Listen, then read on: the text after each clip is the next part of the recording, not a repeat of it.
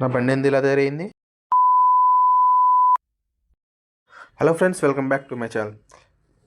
ఇక్కడ మ్యాటర్ ఏంటంటే, నేను సంక్రాంతికి ఇంటికి వెళ్ళాను. ఇంటికి వెళ్ళి ఒక 10 రోజుల తర్వాత నేను మళ్ళీ హాస్టల్కి అయితే వచ్చేసాను. హైదరాబాద్లో మనకి చాలా పనులు ఉన్నాయి. దానికి తోడు కెరీర్ కూడా సెట్ చేసుకోవాలని చెప్పి ఇంకా నేను హైదరాబాద్ వచ్చేసాను.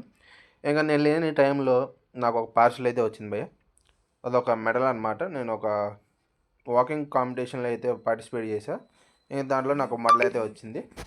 ఇంకా దాన్ని నాకు ఇక్కడ పోస్ట్లో అయితే పంపించేశారు. ఇంకా మెడల్ తీసి ఓపెన్ చేసేసానా.